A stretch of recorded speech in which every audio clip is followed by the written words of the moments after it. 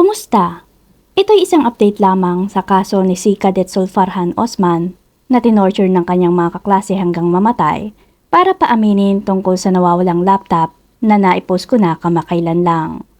Kung hindi mo pa ito napapanood ay maaari mo itong balikan sa aking channel. Sino ang makakapagsabi na ang hustisya ay para sa mayayaman lamang at sa harap ng husgado ang baluktot ay maaaring tuwirin at ang tuwid ay pwedeng baluktutin? Ang kasabihang yan ay hindi para sa pamilya ni Zulfarhan Osman dahil meron silang tunay na Diyos na pinanghuhugutan ng lakas. Makamit lamang ang hustisya para sa anak.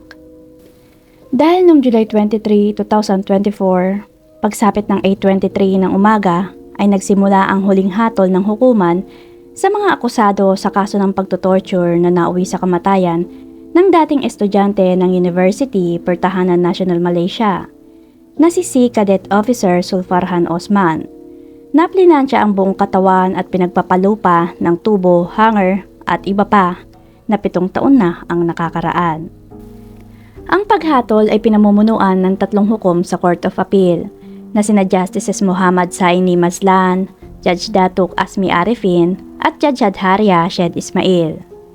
Sa pamumuno ni Judge Hadharia Syed Ismail na siyang bumasa para sa mga dahilan ng paghatol, sa 73 pahina sa loob ng higit sa 3 oras ay pinatayo niya ang 6 na mga akusado na dating estudyante rin sa nasabing paaralan na sina Muhammad Akmal, Muhammad Azamuddin, Muhammad Nahib, Muhammad Afif, Muhammad Shobirin at Abdul Hakim. Sinabi ni Judge Hadharia na sumang-ayon ng korte sa akusasyon na ang paraan ng ginawang pagpatay ay hindi lamang nakakabigla sa konsensya ng hukuman, kundi pati na rin sa konsensya ng lipunan. At sinabi din niyang di umano ang mga ganong gawain ay ang pinakabihirang mga kaso na naganap, na nagresulta sa isang krimen ng kalupitan na lubhang mapanganib sa lipunang ito, at kinakailangan ng itigil at huwag pamarisan pa. At ayon pa sa kanya, sino daw bang mga magulang ang hindi madidismaya, magagalit, malulungkot at maiiyak nung umalis ang kanilang pinakamamahal na anak ng buhay, malakas at masigla? Pagkatapos ang katawan nito ay babalik sa kanilang mga kandungan upang ilibing sa nakakadurog na puso ng mga nakakapanlumong pangyayari.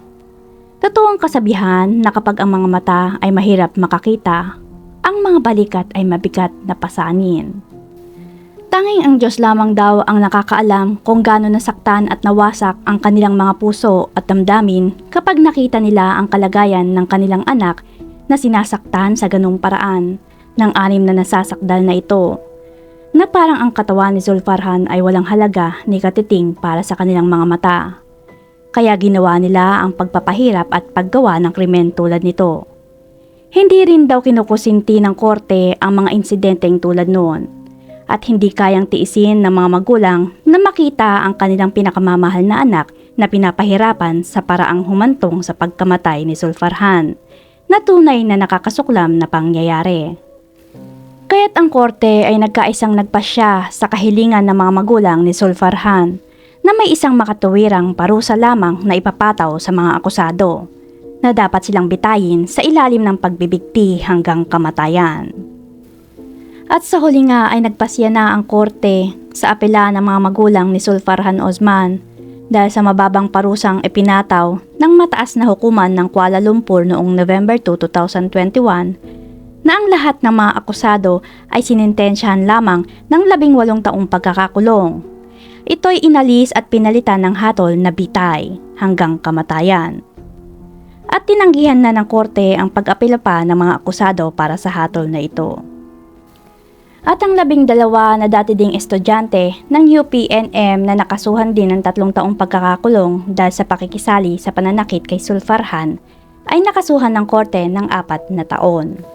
At sila ay sina Muhammad Hafiz, Muhammad Hakim, Ahmad Berdal, Muhammad Asraf, Lukman Hakim, Muhammad Mustafa, Nur Azhar, Muhammad Abdullah, Muhammad Azmir, Muhammad Ismail, Muhammad Adib, at Muhammad Musa.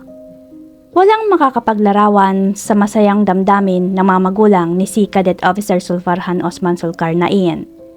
Gayon din sa lungkot na nararamdaman ng 6 na akusado na hinatulan ng bitay hanggang kamatayan ng Court of Appeal. At matapos makumpleto ang paglilitis na tumagal ng 7 taon bago nakamit ang tunay na hustisya, ay agad na lumabas ng korte sina Ginoong Zulkarnain Osman na 50 taong gulang na at Ginang Hawa Osman na 60 taong gulang naman na abot-abot ang pasasalamat sa Panginoon. Kitang-kita sa kanilang mga mukha ang halo-halong emosyon na umiiyak habang nagagalak. At nagtaas ng kamay bilang pasasalamat dahil nakamit na nila ang kanilang pinapangarap na makaladkad sa nakabitin na lubid ang 6 na pumatay sa kanilang anak. Sumigaw si Ginang Hawa ng masaya na sinabing na ipagtanggol na nila ang kanilang anak at nakamit na ang tamang hustisya at nagpasalamat kay Allah. Ang kaso ni Zulfarhan Osman ay tapos na, ngunit kahit nakamit na ng pamilya Osman ang tamang hustisya para kay Zulfarhan, ay hindi na mabubura pa ang mapait na trahedya sa kanilang isip at mag-iiwan ito ng malalim na peklat sa kanilang puso na dadalhin nila hanggang hukay. Sana'y hindi na maulit pa ang ganitong kaso dahil maraming pangarap at buhay ang nasasayang. Naway magpahinga na ang kaluluwa ng yumao sa kapayapaan. Shoutout nga po pala kina Miss Eugene Estrada from Tansa, Cavite at Miss Regine Kodama na masusugid kong mga tagapakinig. Stay safe po. Salamat po.